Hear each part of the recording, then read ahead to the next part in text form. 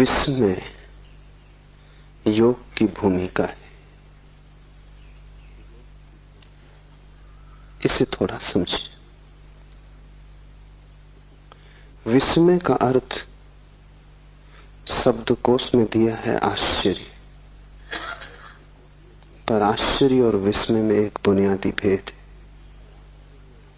और वो भेद समझ में ना आए तो अलग अलग यात्राएं शुरू हो जाती।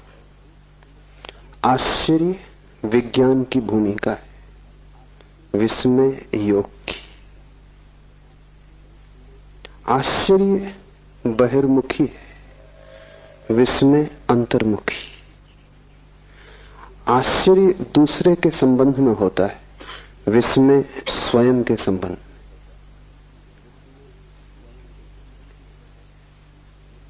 एक बात जिसे हम नहीं समझ पाते, जो हमें अवाक कर जाता है, जिस पर हमारी बुद्धि की पकड़ नहीं बैठती, जो हमसे बड़ा सिद्ध होता है, जिसके सामने हम अनायास ही किम कर्तव्य विमूढ़ हो जाते, जो हमें मिटा जाता है, उससे विस्मय पैदा होता है। लेकिन अगर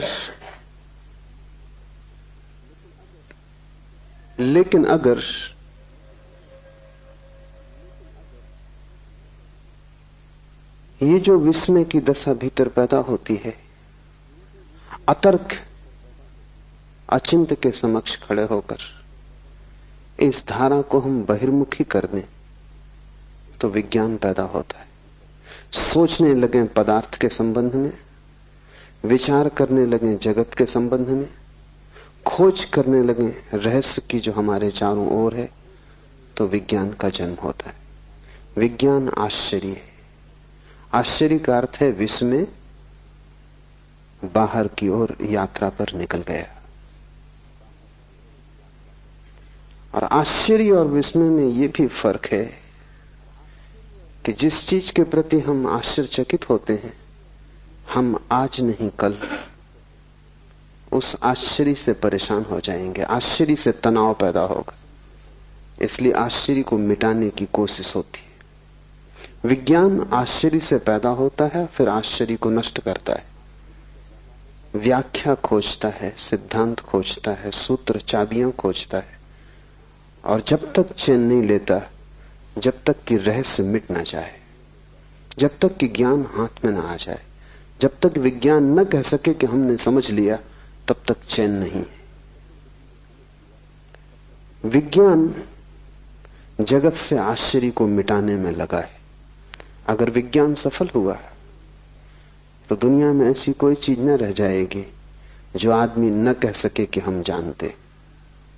इसका अर्थ हुआ जगत में कोई परमात्मा न बचेगा, क्योंकि परमात्मा का अर्थ ही ये होता है कि जिसे हम जान भी लें तो भी दावा न किया जा सके कि हम जानते, जो हमारे जानने के बाद भी जानने को शेष रह जाए, जिसे जानकर भी हम चुकता न कर पाए, जिसके विस्मय को अंत करने का कोई उपाय नहीं। एक तो ऐसी वस्तुएं हैं जिन्हें हमने जान लिया, उन्हें हम ज्ञात कहें।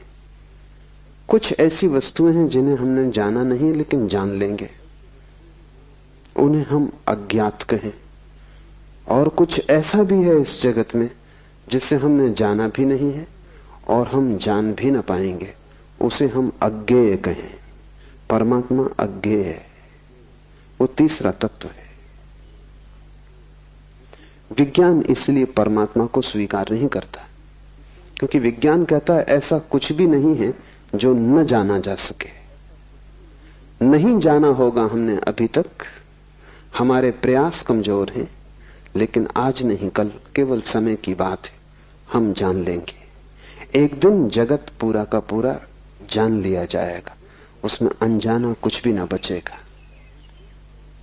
आश्चर्य से पैदा होता है और फिर आश्चर्य की हत्या में लग जाता है।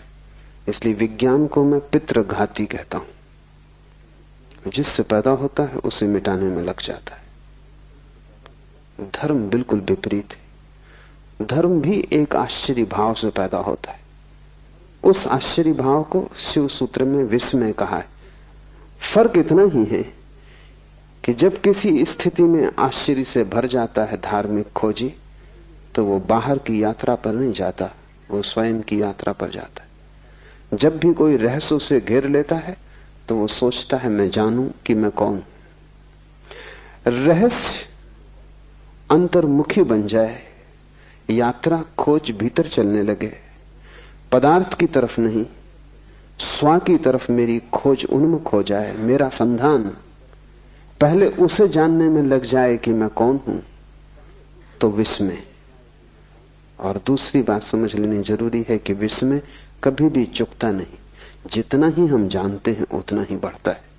इसलिए विस्मय एक विरोधाभास है, क्योंकि जानने से विस्मय नष्ट होना चाहिए। लेकिन बुद्ध या कृष्ण या शिव या जीसस, उनका विस्मय नष्ट नहीं होता। जिस दिन वे परम ज्ञान को उपलब्ध होते हैं उसी दिन उनका विस्मय भी परम होता है। उस दिन वे ऐसा नहीं कहते हमने सब जान लिया, उस दिन वे ऐसा कहते हैं कि सब जानकर भी सब जानने को शेष रह गया। उपनिषदों ने कहा है पूर्ण से पूर्ण निकाल लिया जाए तो भी पीछे पूर्ण शेष रह जाता है। सब जान लिया जाए तो भी सब जानने को शेष रह जाता है। इसलिए धार्मिक ज्ञान अहंकार का जन्म नहीं बनता, वैज्ञानिक ज्ञान अहंकार का जन्म बनेगा। धार्मिक ज्ञान में तुम जानने वाले कभी भी ना बनोगे, तुम सदा विनम्र रहोगे, और जितना तुम जानते जाओगे उतनी ही तुम्हें प्रतीति होगी कि मैं कुछ भी नहीं जानता हूं। परम ज्ञान के क्षण में तुम कह सकोगे मेरा कोई भी ज्ञान नहीं। परम ज्ञान के क्षण में ये पूरा अस्तित्व विस्मय हो जाएगा। विज्ञान अगर सफल हो तो सारा जगत ज्ञात हो जाएगा, धर्म अगर सफल हो तो सारा जगत अज्ञात हो जाएगा। विज्ञान अगर सफल हो तो तुम जानने वाले अस्मिता से भर जाओगे और सारा जगत साधारण हो जाएगा, क्योंकि जहां विस्मय नहीं है वहां सब साधारण हो जाता है। जहां रहस्य नहीं है वहां सारी आत्मा खो जाती। जहां रहस्य का और उपाय नहीं है वहां आगे की यात्रा बंद हो जाती। जहां जिज्ञासा पूरी हो गई, कुतूहल समाप्त हो गया। अगर विज्ञान जीता तो जगत में ऐसी ऊब पैदा होगी जैसी ऊब कभी भी पैदा नहीं हुई थी। इसलिए अगर पश्चिम में लोग ज्यादा ऊब से भरे हैं, बोर्डम से भरे हैं, तो उसका मौलिक कारण विज्ञान है, क्योंकि लोगों के विस्मय की क्षमता कटती जा रही। लोग किसी भी चीज से चकित नहीं होते, चकित होना ही भूल गए। अगर तुम उनके सामने कुछ ऐसा सवाल भी रखो जो उलझाने वाला है तो भी वो कहेंगे कि सुलझ जाएगा, क्योंकि मौलिक रूप से ऐसी कोई भी वस्तु नहीं है विज्ञान की दृष्टि में जो अज्ञात सदा के लिए रह जाए। हम पर्दे उघाड़ ही लेंगे, लेकिन धर्म की यात्रा बड़ी उल्टी। जितने हम पर्दे उखाड़ते हैं पाते हैं रहस्य उतना सघन होता जाता है। जितने हम करीब आते हैं उतना ही पता चलता है कि जानना बहुत मुश्किल है। और जिस दिन हम परमात्मा के ठीक केंद्र में प्रवेश कर जाते हैं उस दिन सभी कुछ रहस्यपूर्ण हो जाता है। बुद्ध के लिए आकाश के तारे ही रहस्यपूर्ण नहीं है, जमीन पर पड़े कंकड़ पत्थर भी आश्चर्यपूर्ण हो गए हैं। बुद्ध के लिए ये विराट ही रहस्य में नहीं है, क्षुद्र से क्षुद्र घटना भी रहस्यपूर्ण हो गई। एक बीज का जमीन से अंकुरित होना भी उतना ही रहस्यपूर्ण है जितना इस पूरी सृष्टि का जन्म। तो जैसे जैसे विस्मय घना होगा वैसे वैसे तुम्हारी आंखें छोटे बच्चे की तरह होती जाएंगी, क्योंकि छोटे बच्चे के लिए सभी कुछ विस्मय होता है। छोटे बच्चे को चलते देखो, वो रास्ते पे जा रहा, हर चीज उसे चौंकाती। एक रंगीन पत्थर उसे कोहिनूर मालूम होता है। तुम हंसते हो क्योंकि तुम ज्ञाता हो, तुम जानते हो रंगीन पत्थर है। पागल मत हो, ये कोहिनूर नहीं है, लेकिन छोटा बच्चा उस पत्थर को खीसे में रख लेना चाहता है। तुम कहोगे वजन मत ढो, और गंदा पत्थर है, कीचड़ में पड़ा है, फेंक इसे। लेकिन बच्चा उसे पकड़ता है क्योंकि तुम बच्चे को नहीं समझ पा रहे। बच्चे के लिए विस्मय है। ये रंगीन पत्थर किसी कोहिनूर से कम कीमती नहीं है। कीमत विस्मय की है, पत्थरों की थोड़ी कोई कीमत होती। एक तितली भी उसे इतना सम्मोहित कर लेती है जितना परमात्मा भी तुम्हें मिल जाए तो सम्मोहित नहीं करेगा। वो तितली के पीछे दौड़ना शुरू कर देता है। एक छोटे बच्चे की जैसी निर्मल दशा है, ऐसे विस्मय की परम स्थिति में, बुद्धत्व की स्थिति में किसी भी व्यक्ति की हो जाती। इसलिए जीसस ने कहा है कि जो छोटे बच्चों की तरह सरल होंगे वे ही केवल मेरे प्रभु के राज्य में प्रवेश कर सकेंगे। जीसस ने वही कहा है जो शिव इस सूत्र में कह रहे हैं, विस्मयो योग भूमिका। विस्मय योग का प्रथम चरण है। तब तो बहुत बातें ख्याल में लेनी जरूरी है। तुम्हारे पास जितना ज्ञान होगा उतनी ही योग की भूमिका मुश्किल हो जाएगी। तुम्हें जितना दम होगा कि मैं जानता हूं, उतना ही तुम योगी ना हो पाओगे। जितने शास्त्र तुम्हारे चित्त पर भारी होंगे उतना ही तुम्हारा विस्मय नष्ट हो गया। एक पंडित को पूछो परमात्मा के संबंध में तो वो ऐसे उत्तर देता है जैसे परमात्मा कोई उत्तर देने की बात हो, जैसे कि कोई उत्तर दिया जा सकता हो। पंडित को पूछो, उसके पास उत्तर रेडीमेड है। तुमने पूछा भी नहीं था, उसके पास उत्तर तैयार था। परमात्मा भी उसे अवाक नहीं करता, उसके पास सूत्र सब निश्चित है, वो तत्क्षण समझा देता है। लेकिन बुद्ध के पास जाओ, पूछो परमात्मा के संबंध में, बुद्ध चुप रह जाते। शायद तुम यही सोच के लौट आओगे, बहुत से पंडित बुद्ध के पास से यही सोच के लौट गए कि यह आदमी चुप रह गया, इसका मतलब है इसे पता नहीं। और यह आदमी इसलिए चुप रह गया कि विस्मय तो द्वार है। तुम अगर थोड़े समझदार होते तो तुम रुक गए होते इस आदमी के पास जिसने उत्तर नहीं दिया, और तुमने इस आदमी को समझने की कोशिश की होती, इसकी आंखों में झांका होता, इसके सत्संग में, इसकी सन्निधि में तुम रहे होते, क्योंकि इसे कुछ स्वाद मिल गया है और वो स्वाद इतना बड़ा है कि शब्द उसे कह नहीं सकते, और इसे कोई ऐसा दर्शन हुआ है जो उत्तर नहीं बनाया जा सकता। प्रश्न और उत्तर स्कूली बच्चों की बातें। तुम्हारा प्रश्न ही बेहुदा है। परमात्मा के संबंध में कोई प्रश्न नहीं पूछ सकता। विराट के संबंध में कोई प्रश्न कैसे पूछा जा सकता है? विराट के संबंध में तो प्रश्न उत्तर दोनों गिर जाते। तुम्हारा प्रश्न क्षुद्र है, इसलिए बुद्ध चुप रह गए। लेकिन तुम शायद ये सोच के लौटोगे कि इस आदमी को पता होता तो जवाब देता। इसने जवाब नहीं दिया, इसे पता नहीं। तुम पंडित को पहचानते हो क्योंकि तुम्हारा सिर भी शब्दों से भरा है। तुम ज्ञानी को न पहचान पाओगे क्योंकि ज्ञानी विस्मय से भरा है और तुम्हारा विस्मय नष्ट हो गया है।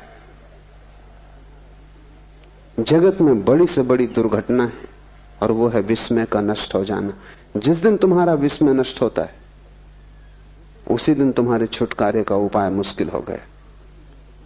जिस दिन तुम्हारा विस्मय नष्ट हुआ उसी दिन तुम्हारा बाल हृदय मर गया, जड़ हो गया, तुम बूढ़े हो गए। क्या अब भी तुम चौंकते हो? क्या जीवन तुम्हें प्रश्न बनता है? क्या चारों तरफ से पक्षियों की आवाजें, झरनों का शोरगुल, हवाओं का वृक्षों से गुजरना तुम्हारे लिए किसी पुलक से भर जाता है? तुम आह्लादित हो जाते हो? तुम जीवन को चारों तरफ देखकर अवाक होते हो? नहीं, क्योंकि तुम्हें सब पता है कि पक्षियों की आवाज है, ये शोरगुल हवाओं का वृक्षों में। तुम्हारे पास हर चीज के उत्तर हैं। उत्तरों ने तुम्हें मार डाला है। तुम ज्ञान के पहले ज्ञानी हो गए हो। विस्मयो योग भूमिका। और जो व्यक्ति योग में प्रवेश करना चाहे, विस्मय उसके लिए द्वार है। अपने बचपन को वापस लौटाओ, फिर से पूछो, फिर से कुतूहल करो, फिर से जिज्ञासा जगाओ, तो तुम्हारे भीतर जहां जहां जीवन के स्रोत सूख गए हैं फिर हरे हो जाएंगे। जहां जहां पत्थर अड़ गए हैं वहां वहां झरना फिर प्रकट हो जाएगा। तुम फिर से आंख खोलो और चारों तरफ देखो, सब उत्तर झूठे हैं, क्योंकि सब तुम्हारे उत्तर उधार हैं। तुमने खुद कुछ भी नहीं जाना है, लेकिन तुम उधार ज्ञान से ऐसे भर गए हो कि तुम्हें प्रतीति होती है कि मैंने जान लिया। विस्मय को जगाओ। तुम्हारे आसन प्राणायाम से कुछ भी ना होगा जब तक विस्मय ना जग जाए, क्योंकि आसन प्राणायाम सब शरीर के हैं। ठीक है, शरीर शुद्धि होगी, शरीर स्वस्थ होगा, लेकिन शरीर की शुद्धि या शरीर का स्वास्थ्य तुम्हें कोई परमात्मा से न मिला देगा। विस्मय मन की शुद्धि है। विस्मय का अर्थ है मन सभी उत्तरों से मुक्त हो गया।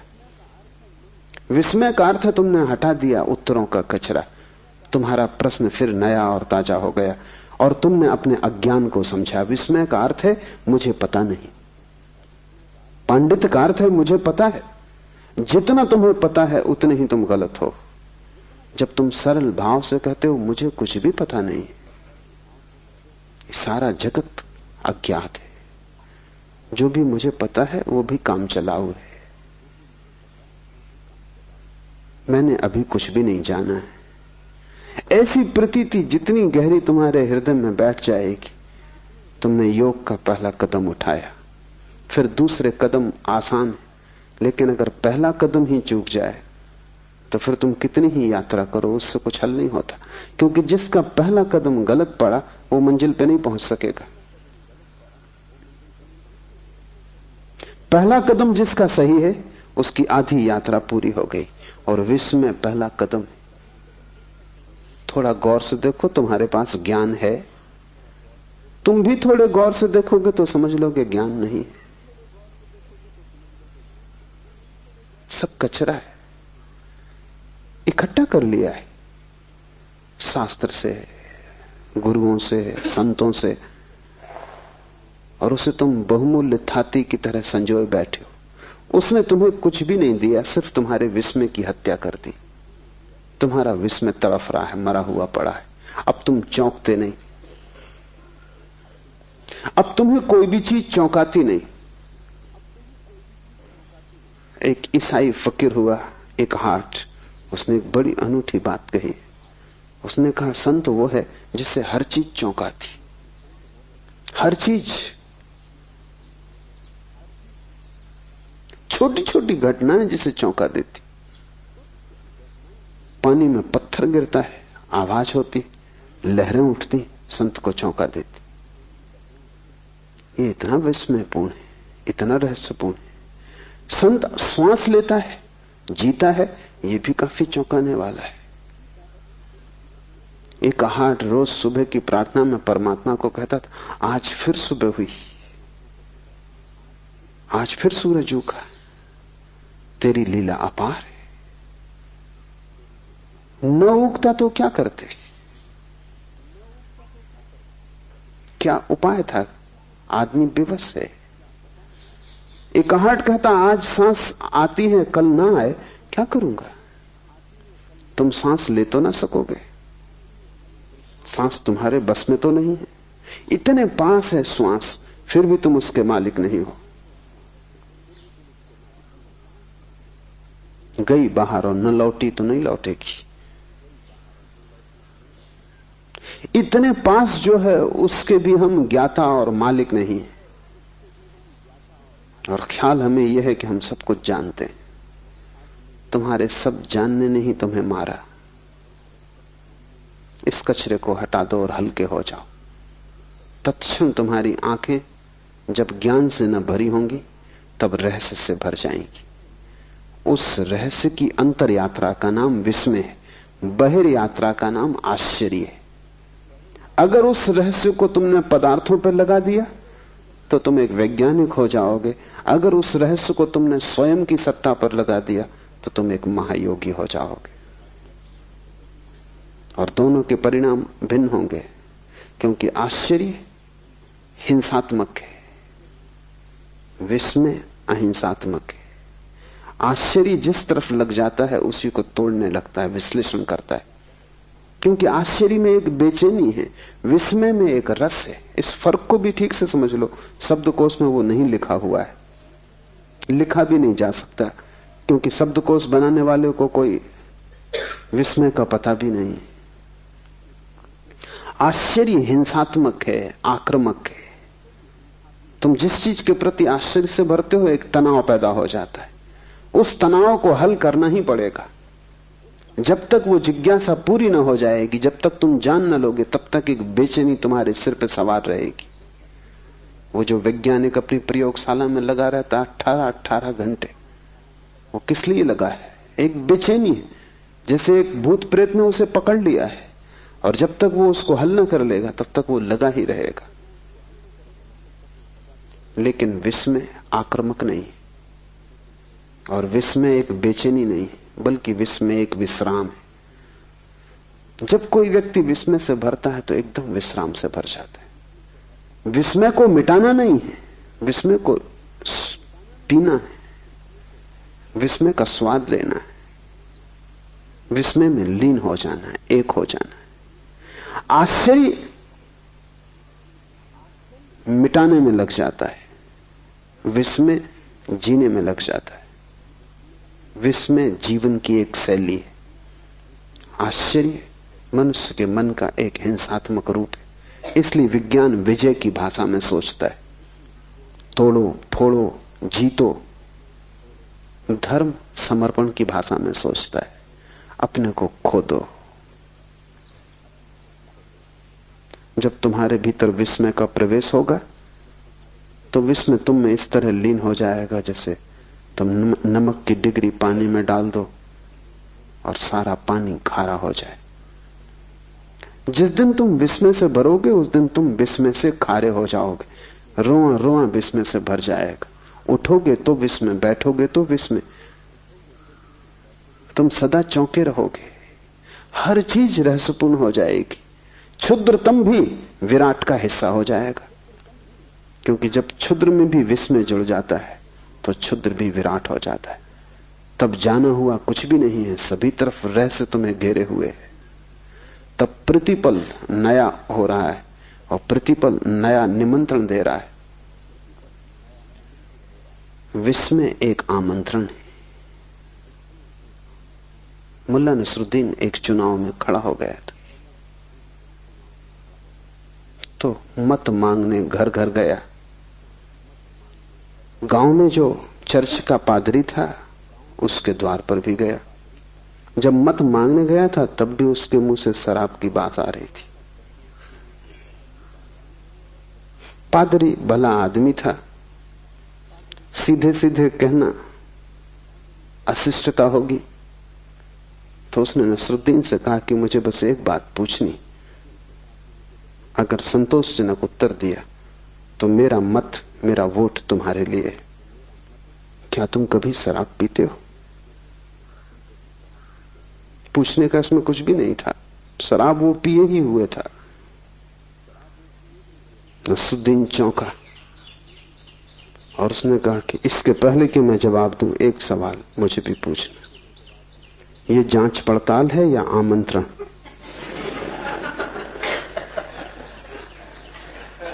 Is this an inquiry or an invitation? आश्चर्य जांच पड़ताल है, विस्मय आमंत्रण। विस्मय एक भीतरी बुलावा है, और जैसे जैसे तुम भीतर प्रवेश करते हो वैसे वैसे डूबते चले जाते हो।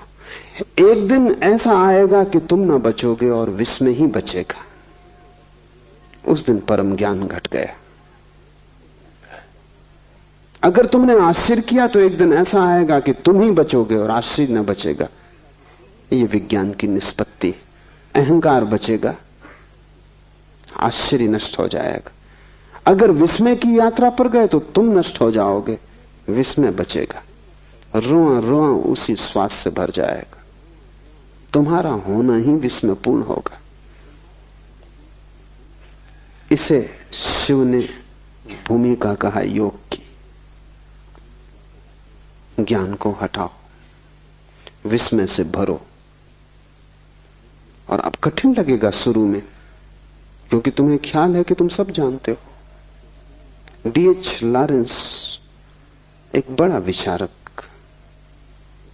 कीमती मूल्यवान विचारक हुआ। एक छोटे बच्चे के साथ बगीचे में घूम रहा था। उस छोटे बच्चे ने पूछा, why the trees are green? वृक्ष हरे क्यों?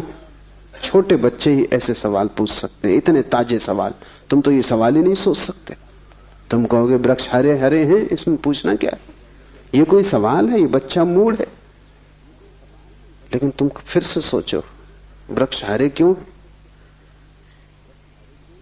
तुम्हें सच में उत्तर पता है? शायद तुम में कोई विज्ञान का विद्यार्थी हो तो वो कहेगा क्लोरोफिल के कारण। मगर इससे कोई बच्चे के प्रश्न का हल तो नहीं होता। बच्चा पूछेगा कि वृक्ष में क्लोरोफिल क्यों है? आखिर क्लोरोफिल को वृक्ष में होने की क्या जरूरत है और आदमी में क्यों नहीं है? और क्लोरोफिल कैसे वृक्षों को खोजता रहता है? क्यों का कोई सवाल क्लोरोफिल से होता नहीं हल। विज्ञान जो भी जवाब देता है सब ऐसे ही है। उससे प्रश्न सिर्फ एक सीढ़ी और पीछे हट जाता है बस। अगर तुम जरा समझदार हो तो प्रश्न फिर उठा सकते हो। विज्ञान के पास क्यों का कोई उत्तर नहीं है। इसलिए विज्ञान विस्मय को नष्ट कर नहीं सकता, सिर्फ भ्रम पैदा करता है नष्ट करने का। लेकिन डीएच लॉरेंस कोई वैज्ञानिक नहीं था, वो एक कवि था, एक उपन्यासकार था। उसके पास संचेतना थी सौंदर्य की। वो खड़ा हो गया, वो सोचने लगा। उसने बच्चे से कहा कि मौका दो, क्योंकि मुझे खुद ही पता नहीं। तुम्हारे बच्चे ने भी तुमसे कई बार ऐसे सवाल किए होंगे। तुमने कभी कहा कि मुझे पता नहीं? उससे अहंकार को चोट लगेगी। हर बाप सोचता उसे पता है। बच्चा पूछता, बाप जवाब देता है। इन्हीं जवाबों के कारण बाप प्रतिष्ठा खोता है बाद में, क्योंकि बच्चे को एक न दिन पता चल जाता है कि पता तुम्हें कुछ भी न था। तुम नाहक ही जवाब देते रहे। जैसा अज्ञानी मैं हूं वैसे ही तुम हो। तुम्हारी उम्र ज्यादा थी, तुम्हारा अज्ञान जरा पुराना था, बस इतनी ही बात थी। लेकिन छोटे बच्चे को तुम जवाब दे दे तो छोटा बच्चा भरोसा करता है, वो मान लेता है कि ठीक होगा। लेकिन कितने दिन तक मानेगा? डीएच लॉरेंस खड़ा हो गया। उसने कहा कि मैं सोचूंगा, और अगर तुम ज्यादा ही जिद करो तो बस इतने कह सकता हूं कि वृक्ष हरे हैं क्योंकि हरे, इसमें कोई और उत्तर नहीं है। मैं खुद ही इसी रहस्य से भरा हुआ हूं। अगर तुम आंख से थोड़े ज्ञान का पर्दा हटाओगे तो तुम पाओगे चारों तरफ रहस्य खड़ा हुआ है। वृक्ष हरे हैं, ये भी रहस्यपूर्ण है। हरे वृक्षों में लाल फूल लग रहे हैं, ये भी रहस्यपूर्ण है। एक छोटे से बीज में इतने इतने बड़े विराट काय वृक्ष छिपे हैं, ये भी रहस्यपूर्ण है।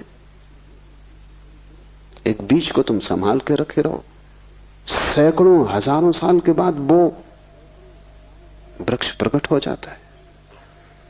जीवन शाश्वत मालूम होता है। हर घड़ी रहस्य से भरी है, पर तुमने जैसे अपनी आंखें बंद कर ली, तुम निश्चिंत हो गए हो। निश्चिंतता तुम्हारी जड़ता है, तुम झिझकते भी नहीं। इसमें कुछ कारण है, क्योंकि इससे अहंकार को आश्वासन मिला रहता है कि मैं जानता हूं, मैं जानता हूं तो एक सुरक्षा बनी। मैं नहीं जानता तो सब सुरक्षा खो जाती। पता तुम्हें कुछ भी नहीं है, लेकिन यह बात पीड़ा देती है कि मुझे कुछ भी पता नहीं, इसलिए तुम कुछ भी पकड़ लेते हो। तिनके पकड़ लेता है डूबता आदमी, और तिनकों के सहारे ले लेता है। ये तुम जो पकड़े हो ये तिनका भी नहीं है। तिनके से शायद कोई कभी बच भी जाए, पर तुमने जो पकड़ा है वो तो तिनका भी नहीं, वो तो सिर्फ सपना है, सिर्फ कोरे शब्द हैं। एक आदमी पक्का मान के बैठा है कि उसे ईश्वर का पता है। ये बात ही बेहूदी है कि कोई आदमी कहे मुझे पक्का पता है। पक्के का मतलब होता है तुम ईश्वर के रहस्य को भी खोज लिए। पक्के का अर्थ होता है कि तुम उसके भी आर पार गुजर गए, उसको भी नाप जोख लिया। पक्के का अर्थ होता है वो भी माप लिया गया, तुमने तौल लिया तराजू पर, जांच पड़ताल कर ली प्रयोगशाला में। पक्के का क्या अर्थ होता है? एक दूसरा आदमी है जिसको पक्का पता है कि ईश्वर नहीं। ये दोनों मूढ़ हैं और दोनों की बीमारी एक है। एक अपने को आस्तिक कहता है, एक नास्तिक, पर दोनों में जरा भी फर्क नहीं है। गहरे में दोनों की बीमारी एक है कि दोनों मानते हैं हमें पता है, और दोनों में विवाद खड़ा होता है। ज्ञान से विवाद पैदा होता है, विस्मय से संवाद पैदा होता है।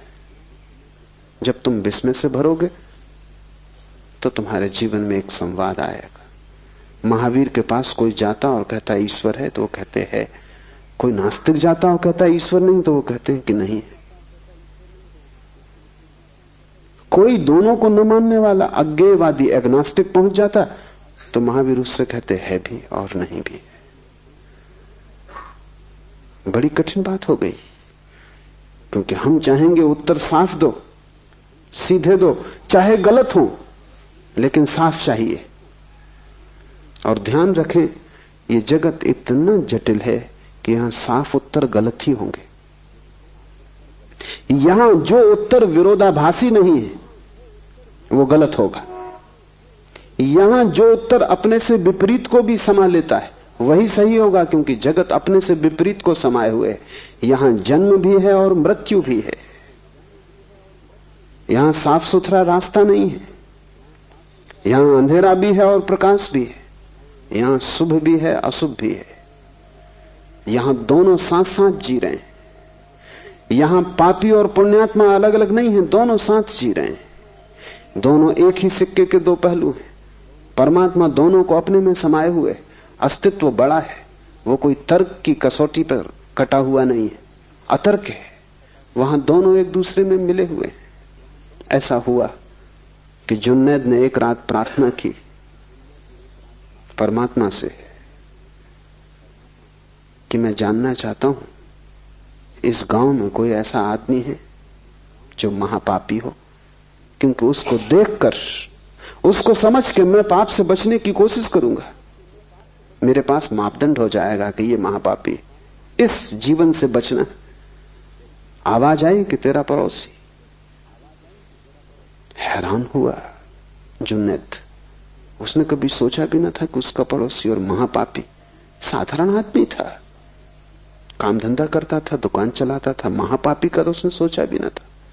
उसका तो ख्याल था कि महापापी होगा कोई रावण, महापापी कोई होगा कोई महादुष्ट शैतान। ये आदमी दुकान चलाता है, बाल बच्चे पालता है।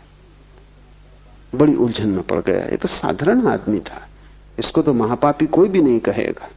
दूसरी रात उसने फिर प्रार्थना की कि ठीक, तू जो कहे ठीक। अब मुझे एक और मापदंड चाहिए कि इस गांव में जो सबसे बड़ा महात्मा हो, पुण्यात्मा हो, उसकी मुझे खबर दे दे। परमात्मा ने कहा कि वही आदमी वो जो तेरे पड़ोस में। जुन्नैद ने कहा तू मुझे मुश्किल में डाल रहा है, मैं वैसे ही काफी मुश्किल में हूं। दिन भर उस आदमी को देखता रहा, ऐसा कुछ महापाप नहीं देखा, और अब और झंझट खड़ी हो गई। पुण्यात्मा भी वही है। तो आवाज आई, मेरी दुनिया में दोनों जुड़े, सिर्फ बुद्धि तोड़ के चीजों को देखती है।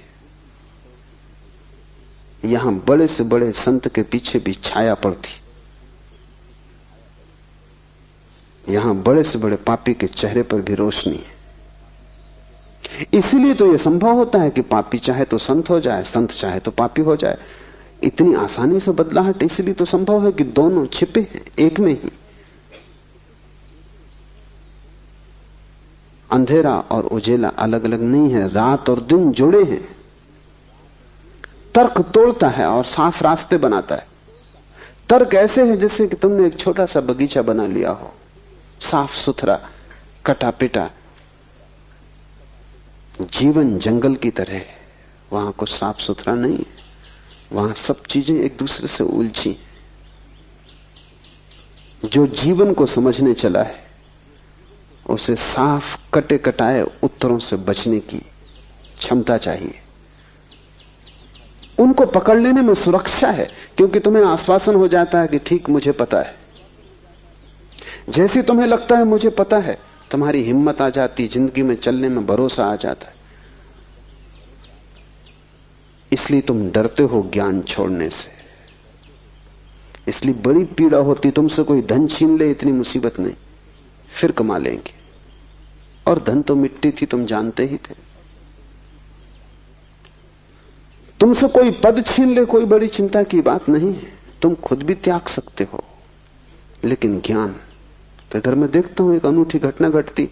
एक आदमी समाज छोड़ देता है, गांव छोड़ देता है, घर छोड़ देता है, पत्नी परिवार छोड़ देता है, लेकिन अगर वो जैन था तो हिमालय पे भी जैन रहता है,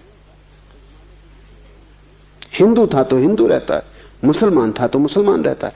जिस समाज को छोड़ के भाग आया उसी ने ये मुसलमान होना दिया था, उसी ने ये ज्ञान दिया था कि तुम मुसलमान हो। ये कुरान सच्ची किताब, सब किताबें बाकी गलत है। सबको छोड़ आया लेकिन ज्ञान को बचा के आ जाता है हिमालय पर भी। कुछ भी नहीं बदला इस आदमी की जिंदगी में, क्योंकि ज्ञान का भरोसा ऐसे यहां भी है। ज्ञान तुम छोड़ दो और जहां तुम खड़े हो वहीं हिमालय आ जाएगा। हिमालय का अर्थ ही इतना है कि जहां सब रहस्यपूर्ण है, जहां उतुंग शिखर है जिन्हें तुम छू ना सकोगे, और जहां अनंत खाइयां हैं जिनमें तुम उतर ना सकोगे, जो हमारे सभी पैमानों से बड़ा है। विस्मय का अर्थ है जहां तुम्हारी बुद्धि व्यर्थ हो जाती, जहां तुम्हारा अहंकार असमर्थ हो जाता है, जहां तुम एकदम असहाय हो जाते हो। तुम रो सकते हो वहां, हंस सकते हो वहां, लेकिन बोल नहीं सकते। कहा जाता है कि मूसा जब सिनाई के पर्वत पर गए तो रोए भी, हंसे भी, पर बोले नहीं। पीछे लौट के जब उनके शिष्यों ने पूछा कि ये क्या हुआ, परमात्मा सामने मौजूद था और परमात्मा ने खुद कहा, मोसेस जूते बाहर उतार के आ, क्योंकि पवित्र भूमि है, यहां मैं मौजूद हूं। तो तुमने जूते उतारे, तुम रोए भी, तुम हंसे भी, बोले क्यों नहीं? ये मौका क्यों छोड़ दिया? जो भी पूछने जैसा था पूछ लेना था। एक कुंजी तो मांग ही लेनी थी जिससे सभी ताले खुल जाते। मोसेस ने कहा जब वो सामने था तब बुद्धि खो गई, तब हृदय ही बचा। खुशी में रोया भी, खुशी में हंसा भी। और ये मजा है जिंदगी का कि खुशी में तुम रो भी सकते हो और हंस भी सकते हो। इसलिए ये मत सोचना कि जो रोता है वो दुख में ही रोता है, वो तर्क का हिसाब है। जिंदगी तर्क को मानती नहीं, सब तर्क की सीमाओं को तोड़ के जिंदगी की नदी बाढ़ की तरह बहती। आदमी खुशी में रो भी सकता है, तब उसके आंसुओं का गुणधर्म बदल जाता है, तब उसके आंसुओं में आनंद की झलक होती है। हंस भी सकता है। ये विपरीत एक को ही प्रकट करने वाले बन सकते हैं, यही जीवन का रहस्य है। तो मोसेस ने कहा हृदय ही बचा, मेरी बुद्धि तो खो गई। जहां मैंने जूते छोड़े लगता है वहीं सिर भी छूट गए। और मंदिर के बाहर जूते ही मत छोड़ना, सिर भी वहीं रखाना। जूतों के साथ जो सिर को रखाएगा मंदिर के बाहर, वही मंदिर में प्रविष्ट होता है। और जूते और सिर का बड़ा जोड़ है, इसलिए जब तुम किसी से गुस्से में आ जाते हो तो जूता उसके सिर में मारते। साधु अपना ही जूता अपने सिर में मार लेता है। ये दो छोर हैं, ये दो अतियां हैं। एक तरफ जूते हैं, एक तरफ सिर है। दोनों के मध्य में तुम हो, और वो जो मध्य बिंदु है तुम्हारा, वहां सभी विपरीत मिल रहे हैं। वहां तुम्हारे पैर और वहां तुम्हारा सिर मिल रहा है, वही हृदय है। तो मोसेस ने कहा रोया, हंसा, क्योंकि विस्मय से भर गया, अवाक रह गया। मोसेस ने कहा अब सो ना सकूंगा, अब जो देखा है उसे अनदेखा ना कर सकूंगा। अब जो हो गया अब उसका मिटना नहीं हो सकता। वो मौजूद जो पहले था अब बचा नहीं। अब मैं दूसरा ही आदमी हूं, ये एक नया जन्म। इसको हिंदू द्विज कहते हैं, जब कोई आदमी का ऐसा दूसरा जन्म हो जाए। सभी ब्राह्मण द्विज नहीं है, कभी कभी कोई ब्राह्मण द्विज हो पाता है, द्विज का मतलब जनेऊ पहन लेने से नहीं। द्विज शब्द का अर्थ है दोबारा जिसका जन्म हो। ये मोसेस ने कहा कि अब मैं द्विज हूं, ट्वाइस बान, अब मैं दूसरा आदमी हूं। अब वो आदमी मर गया। विश्व में से अगर तुम गुजरोगे तो तुम्हारा पुराना मर जाएगा और नए का जन्म होगा, और अगर तुम विस्मय में ठहर गए तो प्रतिपल नया जन्मता है और पुराना नष्ट होता है। प्रतिपल पुराना जाता है और नया आता है। फिर तुम्हारी धारा शाश्वत है, फिर तुम कभी जराजीर्ण न होगे, फिर तुम्हें शाश्वत जीवन की स्फुरना मिल गई। इसलिए शिव कहते हैं विस्मय योग की भूमिका है। दूसरा सूत्र है स्वपदम शक्ति।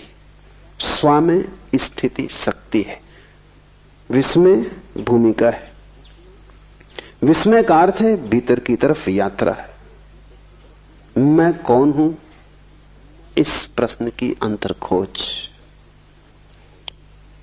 बाहर गए आश्चर्य, बाहर गए तर्क, बाहर गए विज्ञान, भीतर आए विस्मय, ध्यान, प्रार्थना, सारी विधि बदल जाती। विस्मय तुम्हें भीतर लाएगा, क्योंकि जब सारा जगत रहस्यपूर्ण मालूम पड़ेगा तब एक ही प्रश्न महत्वपूर्ण रह जाएगा कि मैं कौन हूं। यह विस्मय का मौलिक आधार है कि मैं कौन हूं। और जब तक मैं इस मैं को ही न जान लूं तब तक मैं जिसे जानने चला हूं वो यात्रा हो नहीं सकती। कैसे मैं जानूंगा इन वृक्षों को, कैसे मैं जानूंगा तुम्हें, कैसे जानूंगा पर को, जब मैं ही अभी अज्ञात और अज्ञान में हूं, जब मुझे मेरा ही पता नहीं। इसलिए मैं कौन हूं ये महामंत्र है। और जल्दी उत्तर मत देना, क्योंकि तुम्हारे पास उत्तर तैयार है। तो मैं कौन हूं तुम भीतर से कहते हो मैं आत्मा हूं, ये उत्तर काम ना आएगा। ये तो तुम्हें पता ही है, इससे तुम्हारी जिंदगी बदली नहीं। ज्ञान आग है, वो तुम्हें जला देगा। जब तुम कहते हो मैं कौन हूं और भीतर से आवाज आती, वो भीतर की आवाज नहीं है, वो तुम्हारा सिर बोल रहा है। सिर में छिपे शास्त्र बोल रहे हैं, स्मृति बोल रही है। जब तुम कहते हो मैं आत्मा हूं तो ये 2 कौड़ी का है, इसका कोई मूल्य नहीं, क्योंकि इससे तुम बदले नहीं। ये आग नहीं है, ये राख है। इसमें कभी अंगारा रहा होगा, किसी ऋषि को इसमें अंगारा रहा होगा, तुम्हारे लिए तो ये सिर्फ राख है। जिसके लिए अंगारा रहा वो तो खो गया इस जगत से, तुम राख को ढो रहे हो।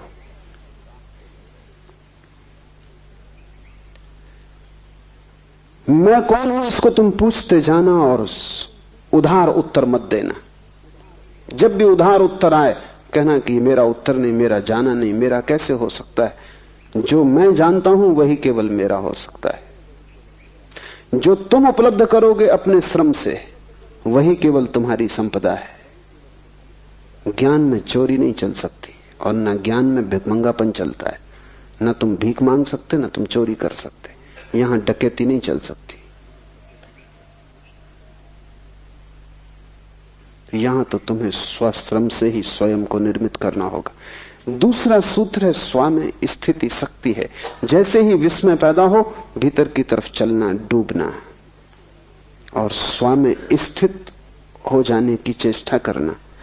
क्योंकि जब तुम पूछते हो मैं कौन हूं तो कब तुम्हें उत्तर मिलेगा। अगर इसका उत्तर तुम्हें चाहिए तो भीतर स्व में ठहरना पड़ेगा। उसको ही हमने स्वास्थ्य कहा है, स्वयं में ठहर जाना।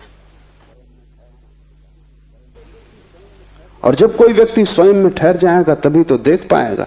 दौड़ते हुए तुम कैसे देख पाओगे। तुम्हारी हालत ऐसी है कि तुम एक तेज रफ्तार की कार में जा रहे हो, एक फूल तुम्हें खिड़की से दिखाई पड़ता है, तुम पूछ भी नहीं पाते ये क्या है कि तुम आगे निकल गए। तुम्हारी रफ्तार तेज, और वासना से तेज रफ्तार दुनिया में किसी और यान की नहीं है।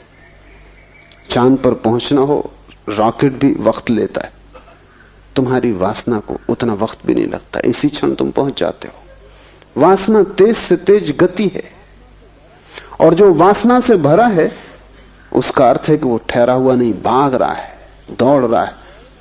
और तुम इतनी दौड़ में हो कि तुम पूछो भी कि मैं कौन हूं तो उत्तर कैसे आएगा। ये दौड़ छोड़नी होगी, स्व में स्थित होना होगा।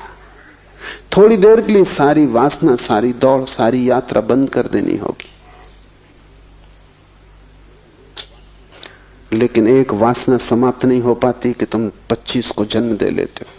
एक यात्रा पूरी नहीं हो पाती कि 25 नए रास्ते खुल जाते हैं, तुम फिर दौड़ने लगते हो। तुम्हें बैठना आता ही नहीं, तुम रुके ही नहीं हो जन्मों से। मैंने सुना है कि एक सम्राट ने एक बहुत बुद्धिमान आदमी को वजीर रखा, लेकिन वजीर बेईमान था और उसने जल्दी ही साम्राज्य के खजाने से लाखों करोड़ों रुपए उड़ा दिए। जिस दिन सम्राट को पता चला, उसने वजीर को बुलाया और उसने कहा कि मुझे कुछ कहना नहीं, जो तुमने किया है वो ठीक नहीं और ज्यादा मैं कुछ कहूंगा नहीं। तुमने भरोसे को तोड़ा। बस इतना ही कहता हूं कि तुम अपना मुंह मुझे मत दिखाओ, इस राज्य को छोड़कर चले जाओ और व्यर्थ की बातचीत इसमें न फैले, इसलिए मैं किसी को भी इस संबंध में कुछ न कहूंगा। तुम्हें भी कोई किसी से कुछ कहने की जरूरत नहीं। वजीर ने कहा, सुने, कहेंगे चला जाऊंगा, ये पक्की है बात कि मैंने करोड़ों रुपए चुराए, लेकिन फिर भी एक सलाह वजीर होने के नाते मैं आपको देता हूं, और वो ये कि अब मेरे पास सब कुछ है। बड़ा महल है, पहाड़ पर बंगले हैं, समुद्र के किनारे बंगले हैं, सब कुछ मेरे पास है। पीढ़ियों दर पीढ़ियों तक अब मुझे कुछ कमाने की जरूरत नहीं, बच्चों को कुछ कमाने की जरूरत नहीं। आप मुझे अलग करके दूसरे आदमी को वजीर रखेंगे, उसको फिर आबासा से शुरू करना पड़ेगा।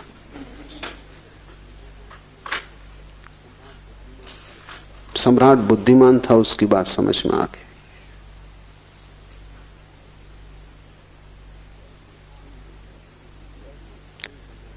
ऐसा क्षण तुम्हारे जीवन में कभी नहीं आता है जब तुम कह सको अब सब मेरे पास है। जिस दिन ये क्षण आ जाएगा उसी दिन दौड़ बंद होगी, अन्यथा तुम हर घड़ी आबासा से शुरू कर रहे हो। हर घड़ी नई वासना पकड़ लेती है, नया चोर आ जाता है, नया लुटेरा खजाना तोड़ने लगता है। और एकांत लुटेरा हो तो ऐसा भी नहीं है, बहुत वासनाएं, तुम एक साथ बहुत दिशाओं में दौड़ रहे हो, तुम एक साथ बहुत सी चीजों को पाने की कोशिश कर रहे हो। तुमने कभी बैठ कर यह भी नहीं सोचा कि उनमें से कई चीजें तो विपरीत हैं, उनको तो तुम पा ही नहीं सकते, क्योंकि तुम एक को पाओगे तो दूसरी खोएगी, दूसरी की पाओगे तो पहली खो जाएगी।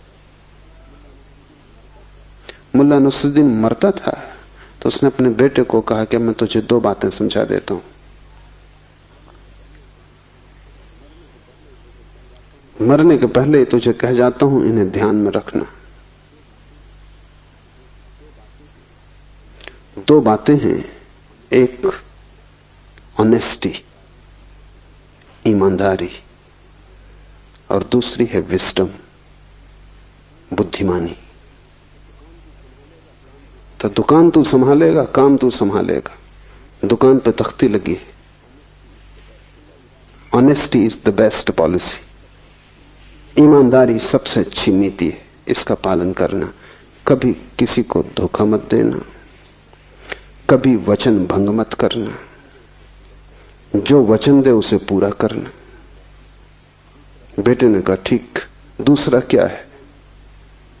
बुद्धिमानी, उसका क्या अर्थ है? नसरुद्दीन ने कहा, भूल के कभी किसी को वचन मत देना।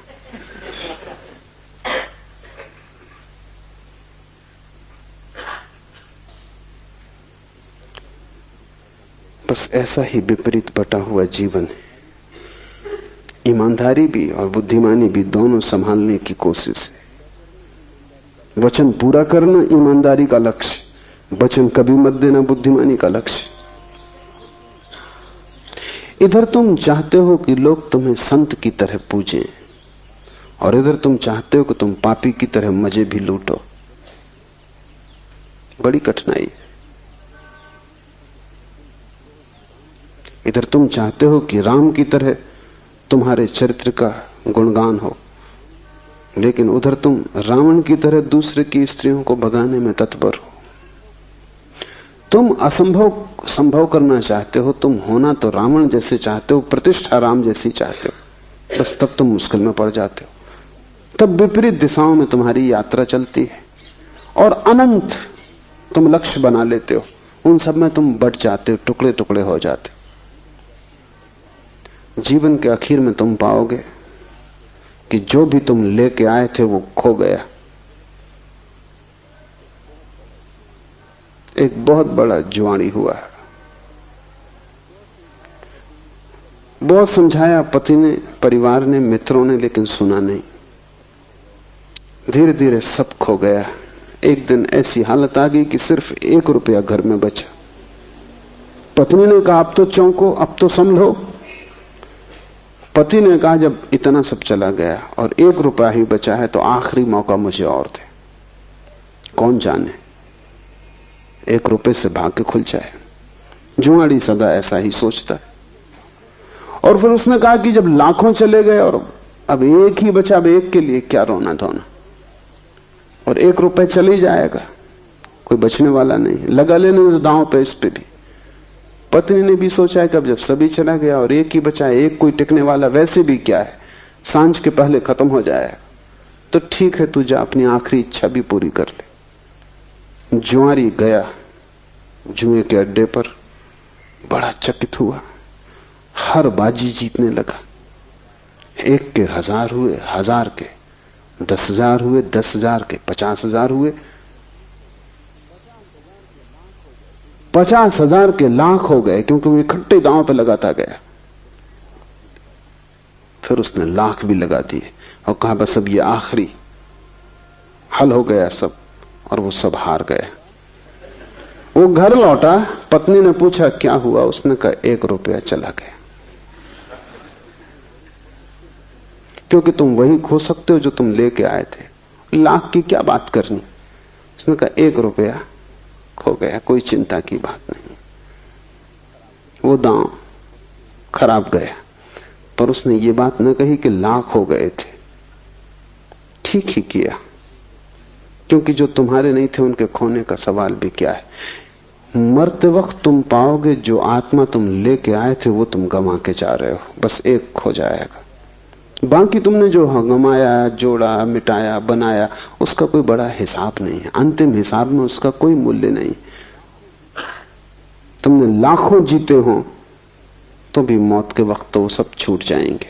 हिसाब 1 का रह जाएगा, वो 1 तुम हो।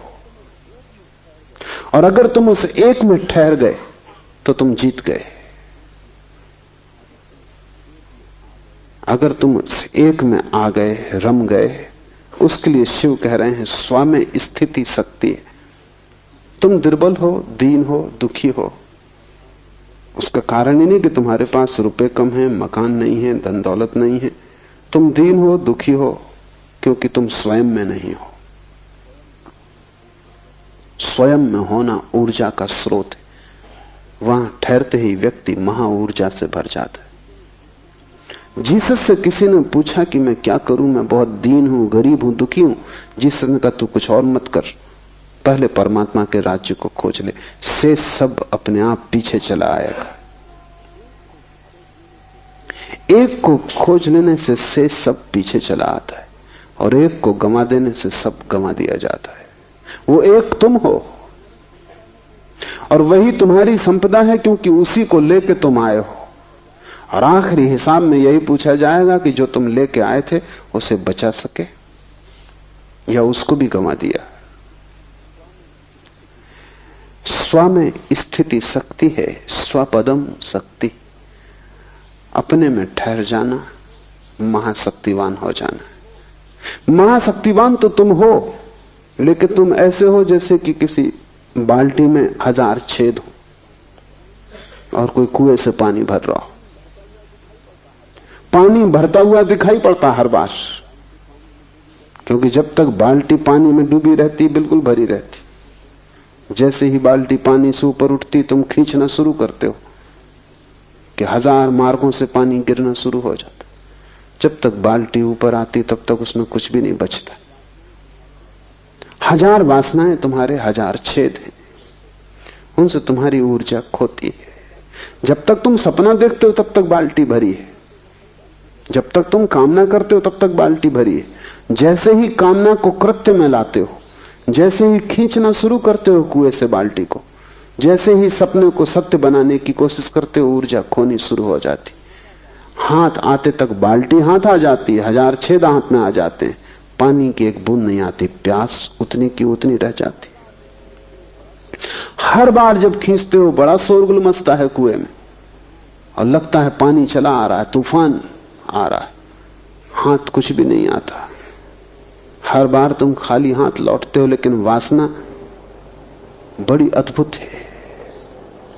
एक मछली मार को कोई राहगीर पूछता था कितनी मछलियां पकड़ी। सांझ होने के करीब थी, सुबह से बैठा था बंसी को डाले। ये राहगीर कई बार वहां से निकला और देख गया था, आखिर उससे न रहा गया। उसने पूछा कितनी पकड़ी। उस मच्छी मार ने कहा जिस एक को मैं पकड़ने की अभी कोशिश कर रहा हूं ये, और अगर 2 और पकड़नी तो 3 होंगी। अभी पकड़ी एक भी नहीं है, जिसको पकड़ रहा हूं ये 1 और 2 और तो 3 होंगी। तुम हमेशा इस मच्छी मार की हालत में हो, जिसको पकड़ रहे हो ये 1 और 2 अभी सपने में है, और ये भी अभी सत्य नहीं हुई है, और हिसाब 3 का है, और तुम बड़े प्रसन्न हो रहे हो। जब भी बाल्टी हाथ में आती तुम पाते हो फिर खाली आ गई। और ध्यान रहे जितनी बार तुम डालते हो कुएं में, छेद उतने बड़े होते जाते हैं। इसलिए बच्चे प्रसन्न मालूम होते हैं, बूढ़े बिल्कुल उदास मालूम होते हैं, उनकी बाल्टी छेद ही छेद हो गई। कितनी बार डाल चुके, निकाल चुके, सब छेद बड़े हो गए, लेकिन फिर भी पुरानी आशा मरती नहीं। कभी तो भरी हुई आ जाएगी, क्योंकि भरी हुई दिखाई पड़ती है, फिर पानी गिरता हुआ भी दिखाई पड़ता है। शक्ति तो तुम्हारे पास है परमात्मा की, लेकिन मन तुम्हारे पास छेद वाली बाल्टी की तरह है। स्वपदम शक्ति का अर्थ है जब तुम वासनाओं में न दौड़ोगे। एक वासना गिरी, एक छेद बंद हुआ, वासनाएं गिर गई, सारे छेद खो गए,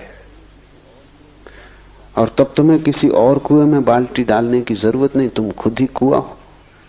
बड़ी है ऊर्जा तुम्हारे पास, सिर्फ तुम्हारी व्यर्थ खोती शक्ति बच जाए तो तुम महा ऊर्जा लेकर पैदा हुए हो। तुम्हें कुछ पाना नहीं है, जो भी पाने योग्य है वो तुम्हारे पास है, सिर्फ उसे खोने से बचना है। परमात्मा को पाने का सवाल नहीं, सिर्फ खोने से बचना है। वो तुम्हें मिला ही हुआ है, कैसे तुम खो देते हो, यही बड़ी से बड़ी रहस्य की घटना है जगत में। तीसरा सूत्र है वितर्क, अर्थात विवेक से आत्मज्ञान होता है। एक एक सूत्र कुंजी की तरह है। पहला विस्मय मोड़ेगा स्वयं की तरफ, दूसरा स्वयं में ठहरना ताकि तुम महा ऊर्जा को उपलब्ध हो जाओ।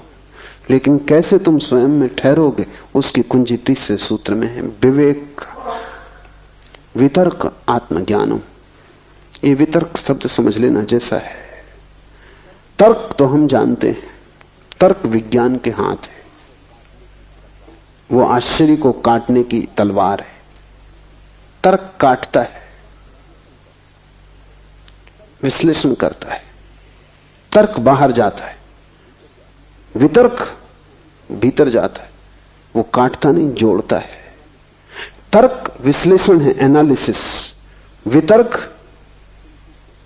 संश्लेषण, सिंथेसिस। फरीद हुआ एक फकीर,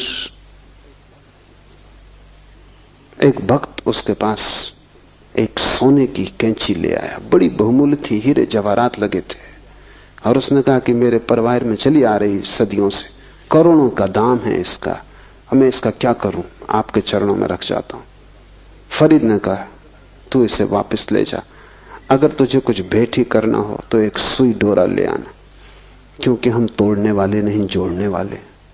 कैंची काटती, अगर भेंट ही करना हो एक सुई डोरा ले आना। तर्क कैंची की तरह काटता है। हिंदुओं में गणेश तर्क के देवता हैं, इसलिए चूहे पर बैठे। चूहे यानी कैंची, वो काटता है। चूहा जीवित कैंची है, वो काटते रहता है। गणेश उस पर बैठे, वो तर्क के देवता हैं। और हिंदुओं ने खूब मजाक किया गणेश का। उन्हें देख के अगर तुम्हें हंसी ना आए तो हैरानी की बात है। आती नहीं तुम्हें, क्योंकि तुम उनसे भी आश्वस्त हो गए कि वो ऐसे हैं, अन्यथा वो हंसी योग्य है। गणेश के शरीर को ठीक से देखो, वो सब ढंग से बेढंगा है। सिर भी अपना नहीं है, वो भी उधार है। तार्किक के पास सिर उधार होता है, बहुत बड़ा है, हाथी का है, लेकिन अपना नहीं है। उधार सिर हाथी का भी हो तो किसी काम का नहीं, वो तुम्हें सिर्फ कुरूप करेगा। भारी भरकम शरीर है, चूहे पर सवार है। ये भारी भरकम शरीर देखने का ही है, सवारी तो चूहे की है। कितना ही बड़ा पंडित हो, लेकिन सवारी चूहे की है, वो कैंची, तर्क। फरीद ने ठीक कहा कि अगर भेंट ही करनी हो तो एक सुई धागा दे जाना, क्योंकि हम जोड़ते। वितर्क जोड़ने की कला है। वितर्क शब्द का अर्थ होता है विशेष तर्क।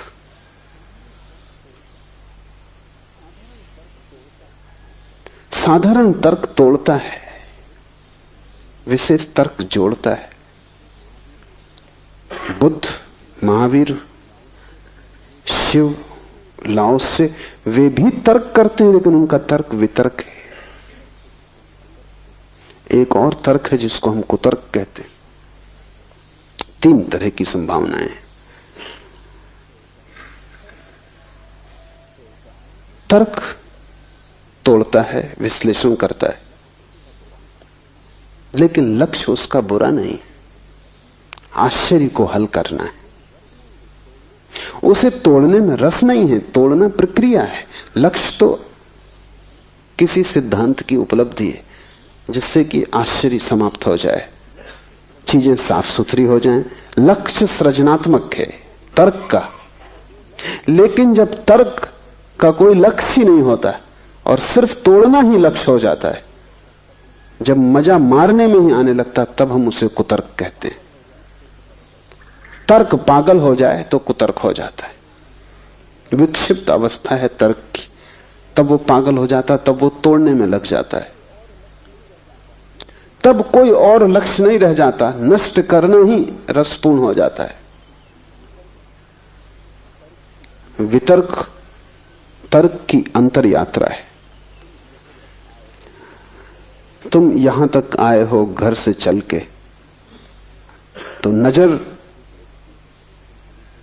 तुम्हारी दृष्टि, तुम्हारी दिशा इस तरफ रही, मेरी तरफ रही। पीठ घर की तरफ हो गई थी। यहां से जब तुम लौटोगे घर की तरफ, रास्ता वही होगा। रास्ते में क्या फर्क पड़ना है, रास्ता वही होगा, सिर्फ दिशा बदल जाएगी। पीठ मेरी तरफ होगी, मुंह घर की तरफ होगा। तर्क और वितर्क में रास्ता तो वही है, इसलिए उसको वितर्क कहते हैं। विशेष तर्क, रास्ता तो वही है, लेकिन दिशा बदल गई। पहले तर्क दूसरे की तरफ जा रहा था, पदार्थ की तरफ, अब अपनी तरफ आ रहा है, घर की तरफ। और दिशा बदलने से सारा का सारा गुणधर्म बदल जाता है। दूसरे की तरफ जाता था तो तोड़ के ही जाना जा सकता था, क्योंकि दूसरे में प्रवेश करना हो तो तोड़ के ही प्रवेश हो सकता है, और कोई उपाय नहीं।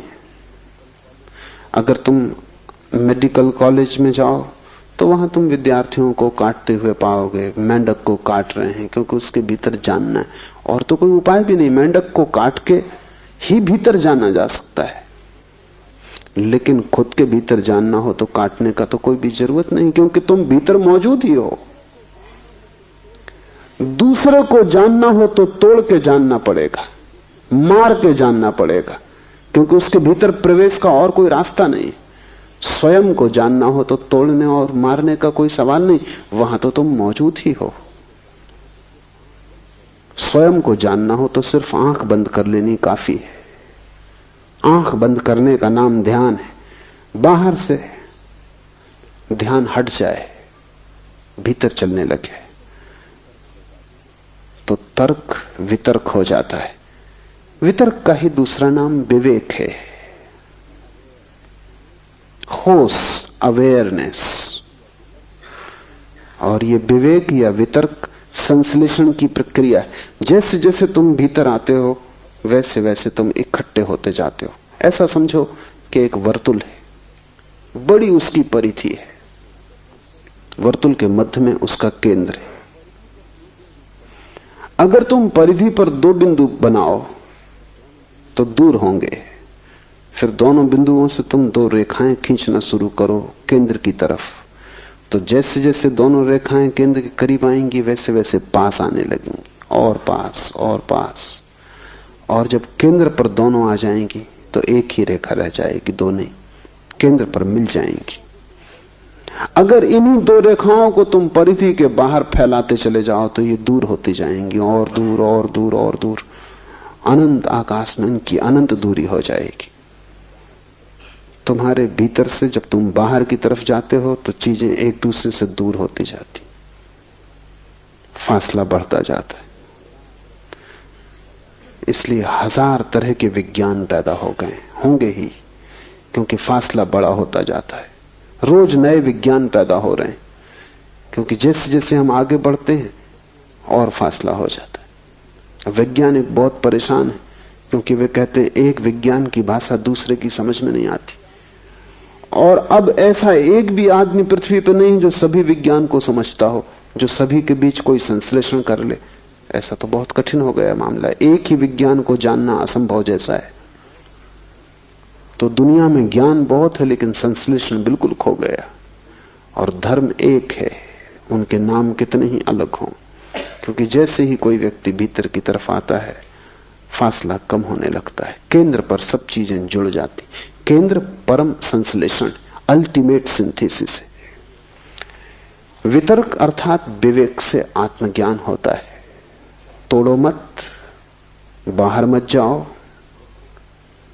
दूसरे पर ध्यान मत रखो, भीतर ध्यान लाओ, जोड़ो, धीरे धीरे सरकते आओ केंद्र की तरफ। उस जगह पहुंच जाओ जहां तुम्हारे प्राणों का मध्य बिंदु है। वहां ठहर जाओ, वहां ऊर्जा उत्पन्न होगी। वो जो हम प्रकाश देखते हैं बुद्ध और महावीर में, वो जो हम आनंद देखते हैं कृष्ण में, मीरा में, चैतन्य में, वो किस बात का आनंद है? वो रोशनी किस बात की खबर है? वे उस जगह पहुंच गए जहां अनंत ऊर्जा का स्रोत है। अब वे दरिद्र नहीं है, अब वे दीन नहीं है, अब वे किसी से मांग नहीं रहे हैं, अब वे सम्राट हो गए। उनका सम्राट होना तुम्हारी भी संभावना है, लेकिन एक एक कदम उठाना जरूरी है। विस्मय, स्वाम्य स्थिति की धारणा, वितर्क से स्वयं तक पहुंचने का उपाय, और चौथा सूत्र है लोकानंदा समाधि सुखम, अस्तित्व का आनंद भोगना समाधि सुख है। और जब तुम स्वयं में पहुंच गए, ठहर गए, तो तुम अस्तित्व की गहनतम स्थिति में आ गए। वहां सघनतम अस्तित्व है, क्योंकि वहीं से सब पैदा हो रहा है। तुम्हारा केंद्र तुम्हारा ही केंद्र नहीं, सारे लोक का केंद्र है। हम परिधि पर ही अलग अलग हैं। मैं और तू का फासला शरीरों का फासला है।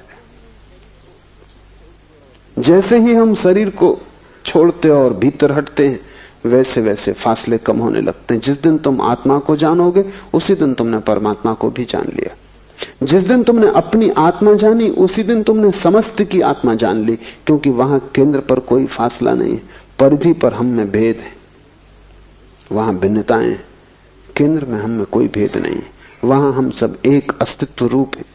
शिव कहते हैं उस अस्तित्व को स्वयं में पाकर समाधि का सुख उपलब्ध होता है। समाधि सुखम, इस शब्द को समझ लेना जरूरी है। तुमने बहुत से सुख जाने, कभी भोजन का सुख, कभी स्वास्थ्य का सुख, कभी प्यास लगी तो जल से तृप्ति का सुख, कभी शरीर भोग का सुख, संभोग का सुख। तुमने बहुत सुख जाने, लेकिन इन सुखों के संबंध में एक बात समझ लेनी जरूरी है, और वो ये कि उन सुखों के साथ दुख जुड़ा हुआ है।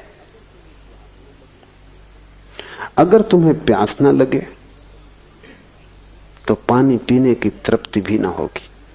प्यास की पीड़ा तुम झेलने को राजी हो तो पानी पीने का मजा तुम्हें आएगा। दुख पहले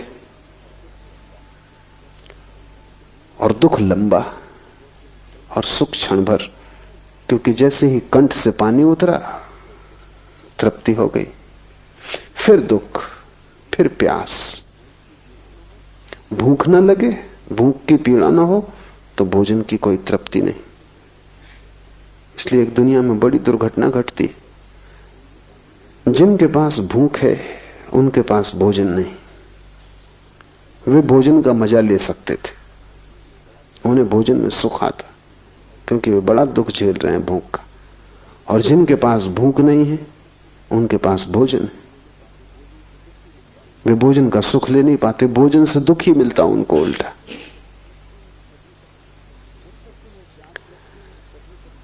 जब तक तुम्हें प्यास लगती है तभी तक तुम्हें पानी की तृप्ति है, लेकिन तुम ऐसा जीवन जी सकते हो जिसमें प्यास ना लगे।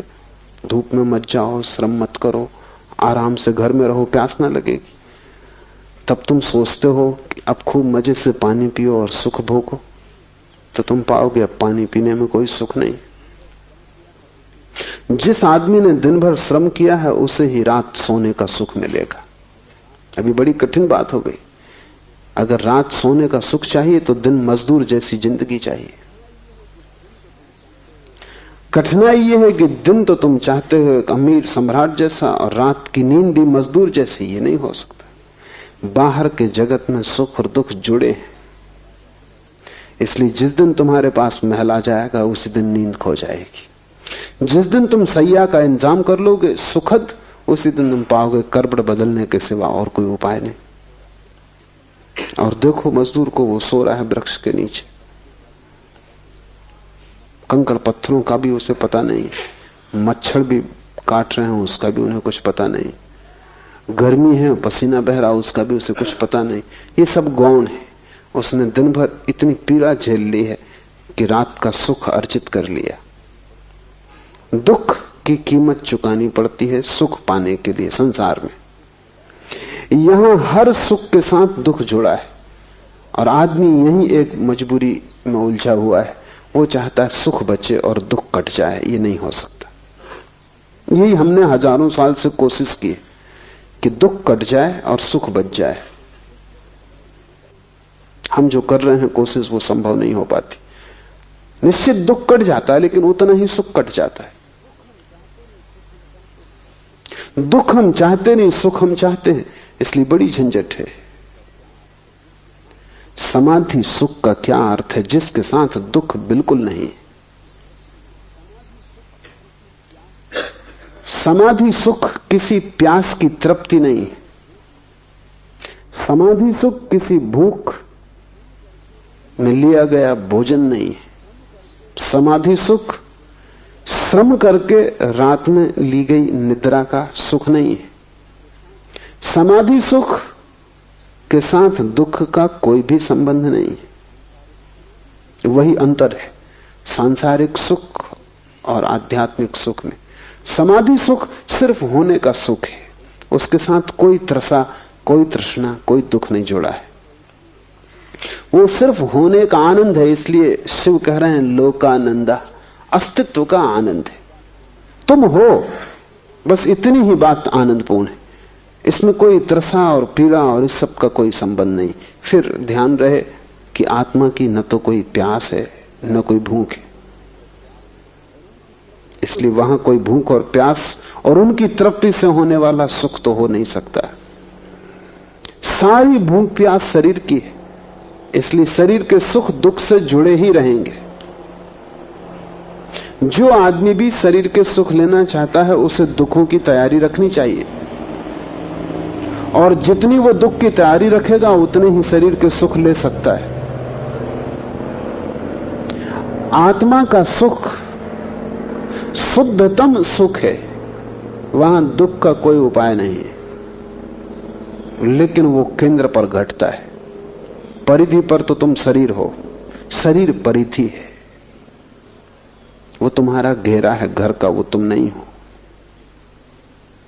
वो तुम्हारा बाहरी वर्तुल है। केंद्र पर तुम आत्मा हो, वहां एक नए सुख का आविर्भाव होता है। वो सुख सिर्फ होने का सुख है, सिर्फ होना मात्र। वहां दुख की कोई खाई नहीं है और वहां सुख का कोई शिखर नहीं है। वहां ऊंचाइयां नीचाइयां नहीं है, वहां पाना खोना नहीं है, वहां दिन रात नहीं है, वहां श्रम विश्राम नहीं है। वहां तुम सिर्फ हो, वहां शाश्वत होना है। उस शाश्वत होने की एक दशा है जो बड़ी रसपूर्ण है। उस रस में कभी विघ्न नहीं पड़ता, इसलिए उसे संत सनातन शाश्वत कहते हैं, नित्य कहते हैं। उस रस में कभी भी बाधा नहीं आती। कबीर ने कहा है वहां अमृत रस झरता ही रहता है, एक सा एक रस। यहां भी वर्षा होती है, लेकिन उस वर्षा के लिए गर्मी का होना जरूरी है। जब गर्मी से तुम उत्तप्त हो जाते हो, पृथ्वी दरार पड़ जाती है, सब तरफ वृक्ष चीख पुकार करने लगते हैं, सब तरफ त्राह त्राह मच जाती है गर्मी से, तब वर्षा होती है। तुम कहोगे ऐसा बेहुदा नियम क्यों है? ऐसा क्यों नहीं है कि वर्षा हो और त्राही त्राही ना हो? लेकिन तब तुम्हें पूरी व्यवस्था समझनी पड़े, गणित समझना पड़े। ये त्राही त्राही मचे तो ही बादल निर्मित होते हैं। जब भयंकर धूप पड़ती है तो पानी भाप बनता है, जब पानी भाप न बने तो वर्षा नहीं हो सकती। तो जब पानी भाप बन जाएगा, आकाश में बादल सघन होंगे, और जब बादल इतने सघन हो जाएंगे कि उनको बरसना ही पड़ेगा, तभी वर्षा होगी। तो वर्षा के पहले भयंकर गर्मी जरूरी है। आत्मा के जगत में विपरीतता नहीं है, वहां द्वंद्व नहीं है, इसलिए हम उसे निर्द्वंद अद्वैत इन शब्दों से पुकारते हैं। वहां एक है, वहां दो नहीं है। पर तब तुम्हें समझना बहुत कठिन हो जाएगा वहां किस तरह का सुख होगा, क्योंकि ऐसा तो तुम्हें कोई सुख पता नहीं जिसके साथ दुख ना जुड़ा हो। कोई पूछ रहा था सिगमंड फ्रायड से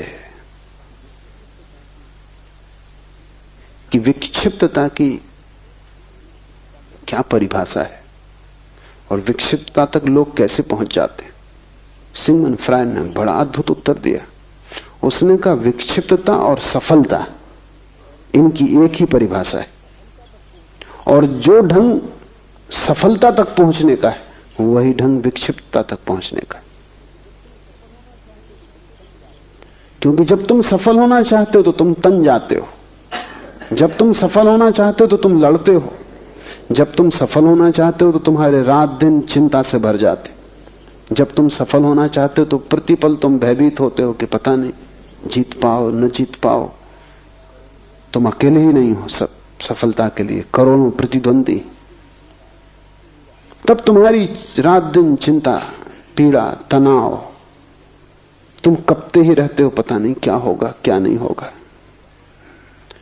और यही तो पागल होने का भी रास्ता है।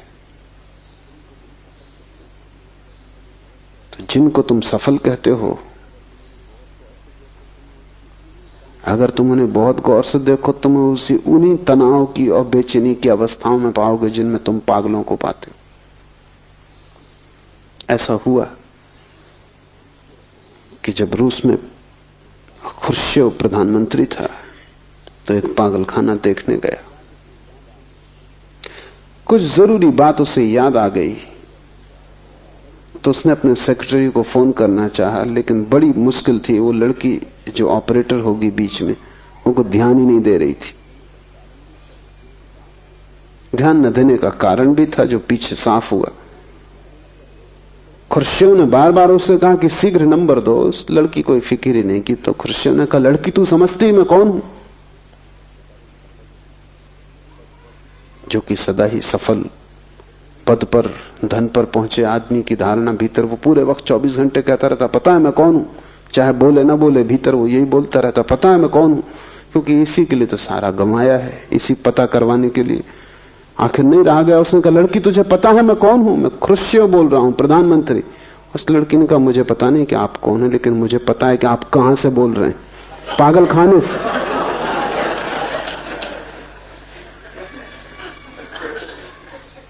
लेकिन सभी प्रधानमंत्री वहीं से बोल रहे हैं, और कोई जगह है भी नहीं जहां से वो बोले। खुर्शीद एक बार लंदन आया। किसी ने उसे बहुमूल्य कपड़ा भेंट किया था। कपड़ा इतना कीमती था कि वो चाहता था दुनिया का श्रेष्ठ से श्रेष्ठ दर्जी उसे बनाए। मास्को में भी उसने पूछवाया, जो अच्छे से अच्छा दर्जी था।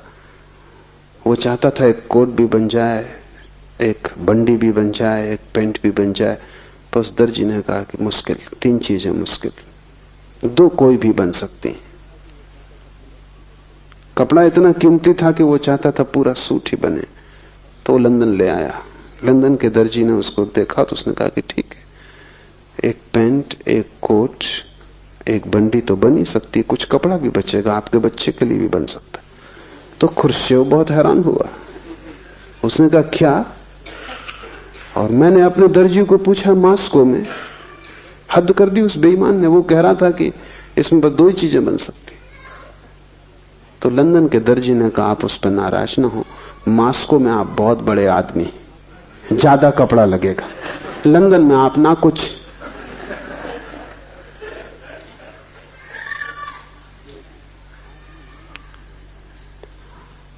आदमी पूरे जीवन जिन जिन सुखों की खोज में, सफलताओं की, महत्वाकांक्षाओं की खोज में होता है, उनके साथ साथ उतने दुख झेलने की तैयारी में से गुजरना पड़ता है। और वो दुख तोड़ जाते हैं। इसके पहले कि तुम सफल हो, तुम करीब करीब असफल हो जाते हो। संसार में सफल कोई होता ही नहीं, क्योंकि यहां सफलता की कीमत में इतनी गहरी विक्षिप्तता झेलनी पड़ती है, इतना पागलपन झेलना पड़ता है। जब तक सफलता हाथ में आती है, हाथ में आने योग्य नहीं रह जाती।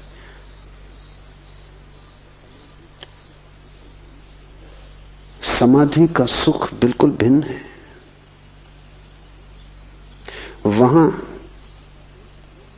मूल्य तुम्हें चुकाना नहीं, क्योंकि जो तुम पाने चले हो वो अभी मौजूद है इसी वक्त। वो कोई भविष्य नहीं है कि जिसके लिए तुम्हें यात्रा करनी पड़े, चलना पड़े, मेहनत करनी पड़े।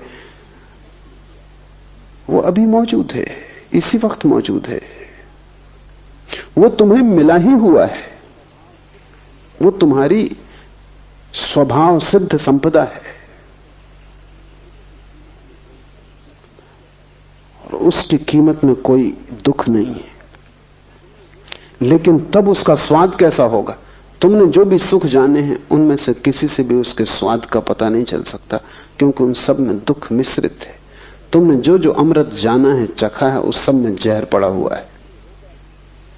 क्योंकि शरीर के साथ ये होगा ही।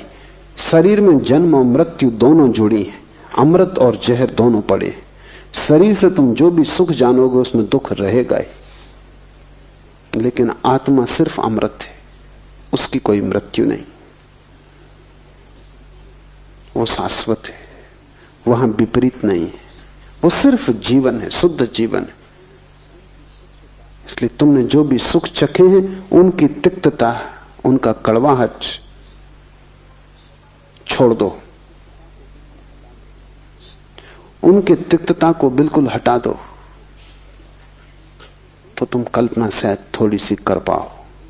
तुमने जो भी सुख जाने उन सब में से उनका विपरीत जो दुख का हिस्सा है वो अलग कर दो तो थोड़ी सी तुम्हें झलक कल्पना में आ सकती है, लेकिन वो झलक भी पक्की खबर ना देगी, क्योंकि परिधि पर सिर्फ झलकें मिलती हैं। क्योंकि तुम कितना ही सोचो, जो तुमने नहीं चखा है उसके तुम प्रत्यय और धारणा ना बना सकोगे, चलना ही पड़ेगा। ये सूत्र बड़े कीमती हैं। विस्मय से भरो, मुड़ो स्वा की ओर, स्वयं में ठहरो ताकि महा ऊर्जा तुम्हें उपलब्ध हो जाए, जीवन तुम्हारा हो परम जीवन। विवेक से आत्मज्ञान को उपलब्ध हो जाओ, जागृति से, परम जागृति से निद्रा को तोड़कर, और अस्तित्व का आनंद भोग सकोगे। तब तुम समाधि सुख तुम्हारा है। समाधि सुख के संबंध में कुछ बातें और। एक, जीवन में जो भी सुख तुम भोगते हो वो बहुत सी बातों पर निर्भर करेगा। तुम्हारी योग्यता, अयोग्यता, शिक्षा, अशिक्षा, शक्ति, सामर्थ्य, परिवार, संबंध, सब पे निर्भर करेगा। तुम अकेले नहीं हो वहां। अगर गरीब घर में पैदा हुए हो तो उसी सुख को पाने में तुम्हें जीवन भर गंवाना पड़ेगा। अमीर घर में पैदा हुए हो, जल्दी पहुंच जाओगे। अगर बुद्धिमान हो, चालाक हो, होशियार हो गणित में, तो जल्दी पहुंच जाओगे। अगर बुद्धू हो, काफी भटकोगे, पहुंच जाओ, संदिग्ध है। शरीर रुग्ण है, मुश्किल पड़ेगा। शरीर स्वस्थ है, जल्दी पहुंच जाओगे। संयोगिक है, हजार बातों पर निर्भर है। लेकिन समाधि सुख किसी बात पर निर्भर नहीं है, अनकंडीशनल है, बेशर्त है। न तुम्हारी बुद्धि पर, न तुम्हारे शरीर पर, न तुम्हारी योग्यता अयोग्यता पर, न तुम्हारी शिक्षा परिवार पर, सुंदर कुरूप, स्त्री पुरुष, किसी बात पर निर्भर नहीं। शूद्र ब्राह्मण, हिंदू मुसलमान, किसी बात पर निर्भर नहीं। जवान वृद्ध, कुछ किसी बात पर निर्भर नहीं। बेशर्त सुख है, क्योंकि वो तुम्हारी संपदा है। वो तुम्हारे पास है ही, तुम उसे लेकर ही पैदा हुए हो। तुमने उस तरफ ध्यान नहीं दिया, बस इतनी ही बात है। तुमने विस्मरण किया है, तुमने खोया नहीं है। सिर्फ आंख लौटाओ, मुड़ो पीछे की तरफ और अपने को देख लो। तो ऐसा कुछ नहीं कि बुद्धिमान ज्यादा समाधि सुख पा लेंगे, बुद्धू वंचित रह जाएंगे, ऐसा कुछ भी नहीं। वे पढ़े लिखे भी वहां पहुंच जाते हैं, कबीर भी वहां पहुंच जाता है, निपट गंवार बुद्ध भी वहां पहुंचते हैं। और जब दोनों पहुंच जाते हैं तो जरा भी फर्क नहीं है। समाधि सुख जीवन का स्वरूप है। तुम्हारी बाहरी परिधि काली है या गोरी, स्वस्थ या सुंदर, रुग्ण गैर रुग्ण, तुम्हारी बुद्धि में बहुत से शब्द भरे हैं कि थोड़े, शास्त्र तुमने ज्यादा जाने की कम, इस सब से कोई भी संबंध नहीं। तुम्हारा होना पर्याप्त है, तुम हो इतना काफी है।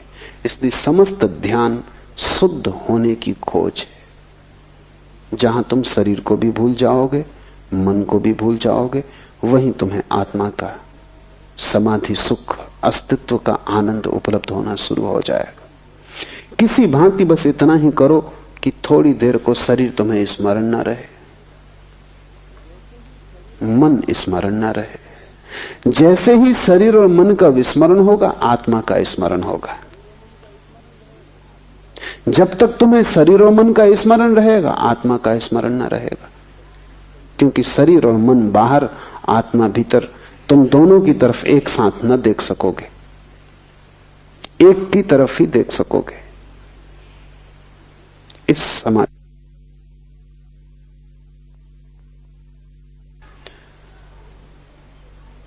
पहली गर्दन का मोड़ना ही सारा श्रम लेता है।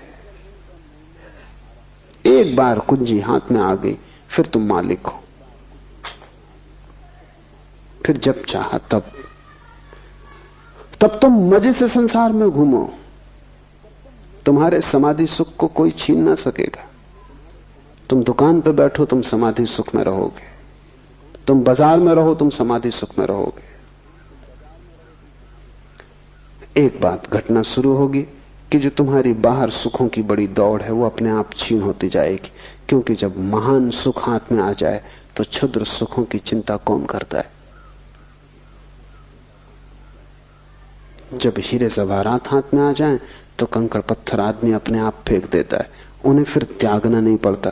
इसलिए मैं निरंतर कहता हूं, ज्ञानी कभी कुछ त्यागता नहीं, जो व्यर्थ है वो छूट जाता है। अज्ञानी त्यागते, क्योंकि त्याग उन्हें कष्टपूर्ण है, उन्हें सार्थक का तो कोई पता नहीं, और व्यर्थ को छोड़ने की कोशिश करते हैं। मन पकड़ता है, क्योंकि मन कहता है अभी इसको छोड़ दे रहे हो जो हाथ में, और जो हाथ में नहीं है उसका क्या भरोसा है, वो है भी या नहीं ये भी संदिग्ध है। तो मैं तुमसे कुछ भी त्यागने को नहीं कहता, मैं तुमसे सिर्फ उसका स्वाद लेने को कहता हूं। वो स्वाद तुम्हारे जीवन में महात्याग हो जाएगा।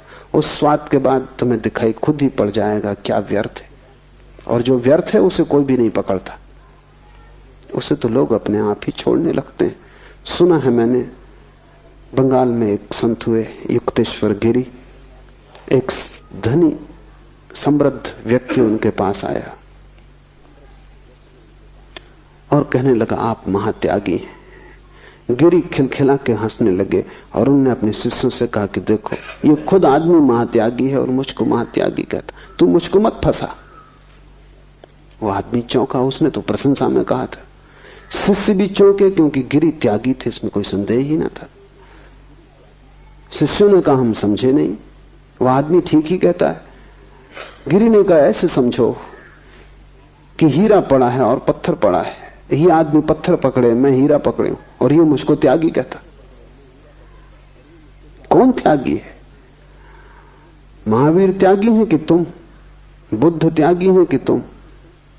तुम ही त्यागी हो, क्योंकि कचरे को पकड़े हो, समाधि सुख को छोड़ रहे हो और व्यर्थ क्षुद्र परिधि पर घटने वाली दुख मिश्रित घटनाएं, जहां कुछ भी शुद्ध नहीं है, जहां सभी अशुद्ध है, जहां सभी बासा है, उच्छिष्ट है, उसे तुम पकड़े बैठे हो। संसारी महात्यागी है, लेकिन संसारी सन्यासियों को त्यागी समझते, उनको लगते हैं सन्यासी त्यागी।